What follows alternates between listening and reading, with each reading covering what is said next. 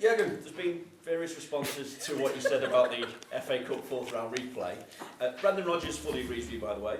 He says that you're well within your rights to rest all your players for the benefit of the club.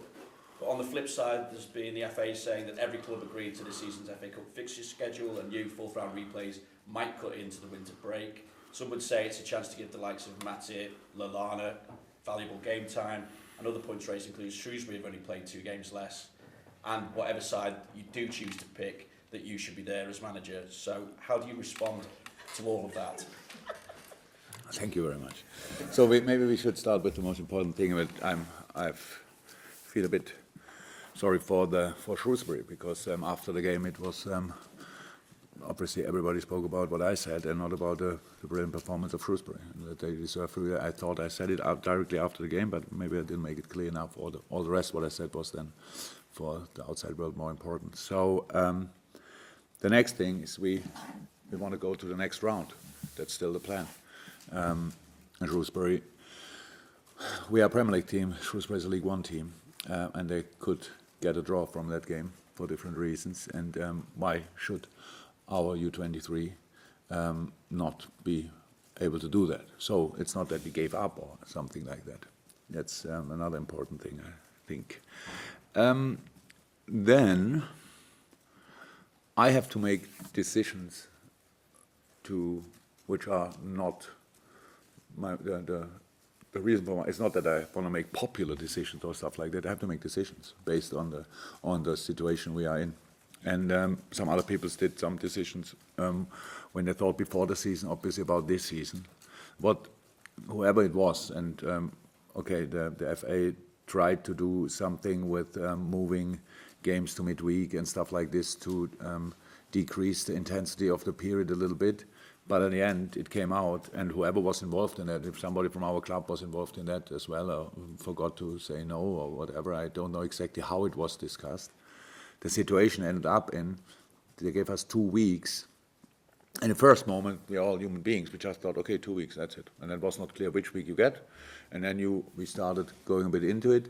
And then we saw, okay, if we get a second week, then we play probably a Champions League game in that week. Would mean if we have the second week of these 2 weeks now, hope it's not too complicated, our mid-season break would have ended Tuesday. That's 9 days, I think.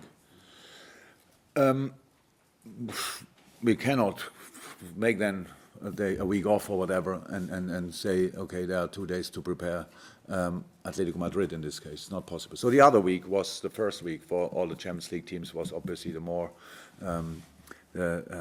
better week because there's no Champions League game. And then it came up, there could be a potential replay. So, and then because we plan in the long term, I cannot plan like this, especially when there's a really decisive period of the season coming up. So I decided around about 3 weeks, I don't know exactly when, we knew that we are through to the next round, that we will play Shrewsbury. Not sure it was not clear because they had to play Bristol. I decided that we will have a mid-season break, based on a letter, not only, but as well based on a letter which we got in April 2019, where we were asked to respect this mid-season break. And we do that. And I know how it sounds now, and I don't want to be in the middle of all these discussions. I'm not a revolution guy or whatever, and want to show the whole world how strong I can be or whatever. It's absolutely not the reason. If people think I'm not here, that I'm lazy because I'm not there at the game, I'm lazy, I cannot change that. If people name me whatever they want to name me, I cannot change that. But I'm not too much interested in it, because the only responsibility I feel is for my players, and to be 100% honest, very much for all the players as well. If we react now just in a way like we always react, okay, we have to do it, we have to sort it somehow, whoever will be here, we have to play and find a way to do it, nothing will change. And I think all people in football agree that things have to change and that people have to speak. So how is it possible that at the end, and if the way they spoke about it, I don't know who was there from which club, I know the FA said all the clubs agreed, no sports responsible people were there. So it was not a coach, that was not a manager, and was not a sporting director. So and that's what we need. That's what has to change as well. So because otherwise we have next year exactly the same situation. It's obviously difficult to find 2 weeks where you can give all the Premier League teams a week off and then a week to prepare the next game, because that's what we will do. And not only the next game, this week rest for the players. It's not a break. It's not that they don't train or whatever. We send coaches with them wherever they go, not one player here and then you get our own coach, but the players are smart enough to go 4 or 5 players to the same place, and we send their coaches. So they train, but not here at Melbourne, not football, just to keep the body going a little bit. And then we have another week leading to the Norwich game, I think. It's a Norwich game, yeah. And to the rest of the season, which is a very important part of the season. Weeks ago, when we had to decide it, nobody knew we will win the next 2 Premier League games, 3 games. We could have lost them, whatever. That was all. And then we are in a different situation. Maybe people would discuss it differently. I don't know. We had to make the decision then, and I made the decision. And now it looks like people expect from me something different. So I cannot do what all the people want out there. Could I be here for the game? Of course I could. But that's, again, a complete misunderstanding of management and coaching.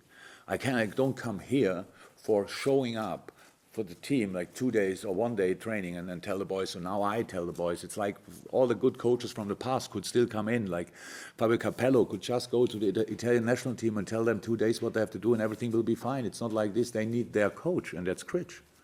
They need their coach, and they get their coach, Critch. They get all our support, all what they want, and we try everything as a club to win that game. And it's possible.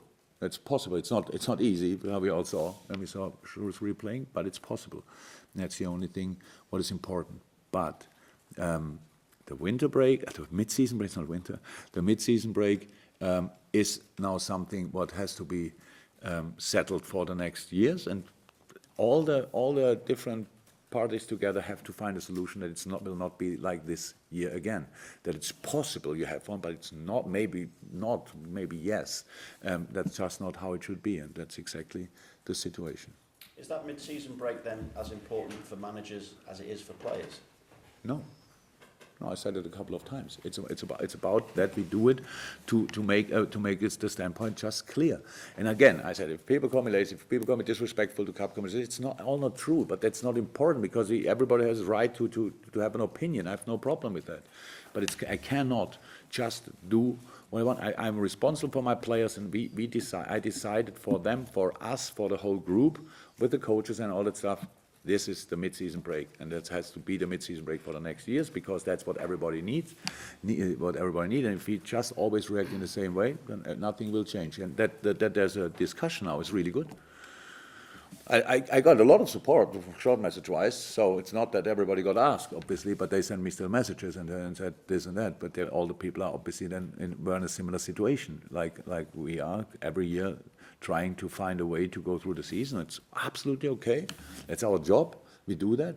But if then part of that, of all these long-term plans is a mid-season break, then it has to be a mid-season break, and you cannot get it away a week before you have it. That's just not possible. Moving on and looking ahead. That's nice. How is Sadio Mane? Is he going to be available to face West Ham? What's the extent of his injury? Sadio will not be involved for West Ham, and probably not for Southampton. After that, he should be then fine. In the week we have then after that is for him perfect to get back on track, if you want. So he has a small muscle tear, which keeps him up, is serious enough to get him out. But we were lucky with the injury as well, so it was not that serious. But of course, when you have 4 games or whatever or 3 games in a week, then that means he's out for these 3 games. If I can just, obviously, global news, I suppose, on Sunday night with the news about Kobe Bryant. I don't know whether that would have affected you at all, or how you felt when you heard the news, not just about Kobe, but obviously everybody else that was involved. Yeah, that's how the world is. In the first moment, it's Kobe Bryant, and then you get all the other information. So, of course, I was absolutely shocked in the first moment. I met him once. It's one of the rare moments we had a selfie together, and but, I'm a big admirer of these kind of sports personalities, and this is a wonderful person, and I have a few other connections in different parts, charity-wise and stuff like this. So yeah, was a big, just showed all of us how quick it can be finished.